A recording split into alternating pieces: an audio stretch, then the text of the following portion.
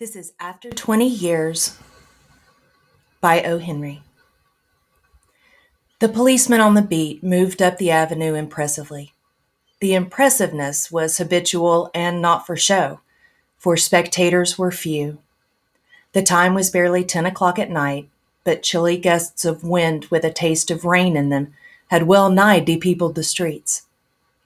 Trying doors as he went, twirling his club with many intricate and artful movements, turning now and then to cast his watchful eye adown the Pacific thoroughfare.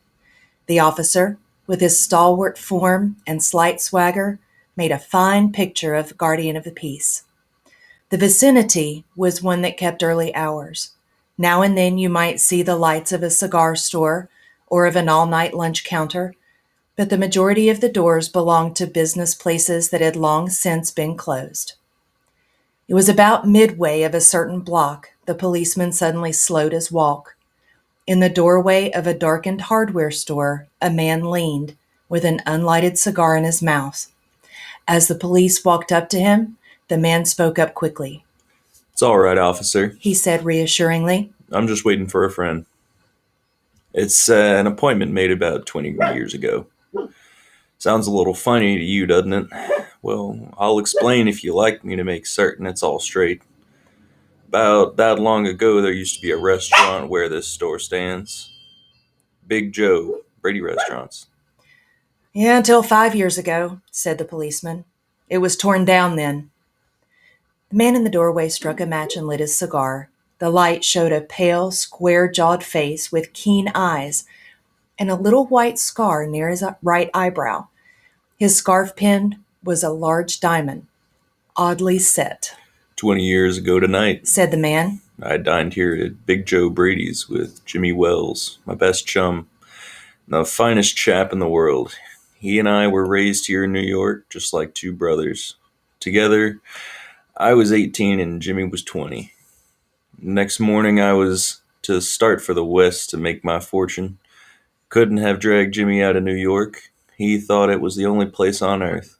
Well, he agreed that night that we would meet here again exactly 20 years from that date and time, no matter what our conditions might be or from what distance we might have to come.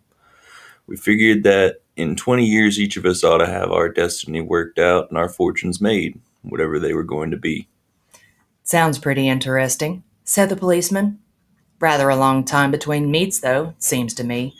Haven't you heard from your friends since you left? Well, yes. For a time we corresponded, said the other. But after a year or two we lost track of each other. You see, the West is a pretty big proposition, and I kept hustling around over it pretty lively.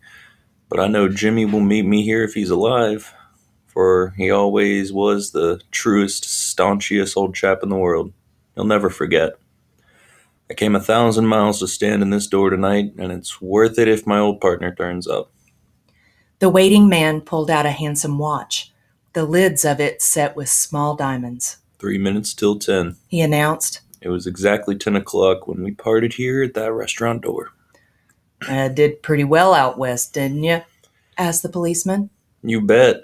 I hope Jimmy has done half as well. He was kind of podler, though, good fellow as he was. I've had to compete with some of the sharpest wits going to get my pile. Man gets in a groove in New York, and it takes the West to put a razor edge to him.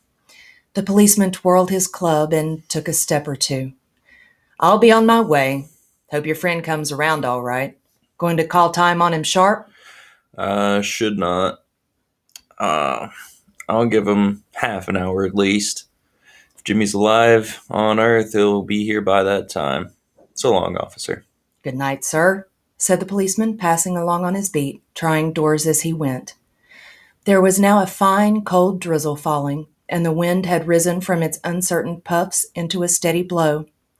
The few foot passengers astir in the quarter hurried dismally and silent along with coat collars turned high and pocketed hands. And in the door of the hardware store, the man who had come 1,000 miles to fill an appointment, uncertain almost to absurdity, with the friend of his youth, smoked his cigar and waited. About 20 minutes he waited, and then a tall man in a long overcoat, with collar turned up to his ears, hurried across from the opposite side of the street. He went directly to the waiting man. "Is that you, Bob?" he asked doubtfully. "Is that you, Jimmy Wells?" Cried the man at the door. "Well, bless my heart!" exclaimed the new arrival, grasping both of the other's hands with his own. "It's Bob, sure as fate. I was certain I'd find you here if you were still in existence." Well, well, well. 20 years is a long time. The old restaurant's gone, Bob. I wish it had lasted so we could have had another dinner there. How's the West treated you, old man? "Bully. It's given me everything I asked for. You've changed a lot, Jimmy. I never thought you'd be so tall, or 2 or 3 inches." Oh, I grew a bit after I was 20. "Doing well in New York, Jimmy?" Moderately. I have a position in one of the city departments. Come on, Bob. We'll go around to a place I know of and have a good long talk about old times. The two men started up the street arm in arm. The man from the West, his egotism enlarged by success, was beginning to outline the history of his career. The other, submerged in his overcoat, listened with interest. At the corner stood a drugstore, brilliant with electric lights. When they came into this glare of each of them turned simultaneously to gaze upon the other's face. The man from the West stopped suddenly and released his arm. "You're not Jimmy Wells," he snapped. 20 years is a long time, but not long enough to change a man's nose from a Roman to a pug." "It sometimes changes a good man into a bad one," said the tall man. "You've been under arrest for 20 minutes, Silky Bob. Chicago thinks you may have dropped over our way and wires us she wants to have a chat with you. Going quietly, are you? Now that's sensible. Now, before we go on to the station, here's a note I was asked to hand you. You may read it here at the window. It's from Patrolman Wells." The man from the West unfolded the little piece of paper handed him. His hand was steady when he began to read, but it trembled a little by the time he had finished. The note was rather short. "Bob, I was at the appointed place on time. When you struck the match to light your cigar, I saw it was the face of the man wanted in Chicago. Somehow I couldn't do it myself, so I went around and got a plainclothesman to do the job. Jimmy."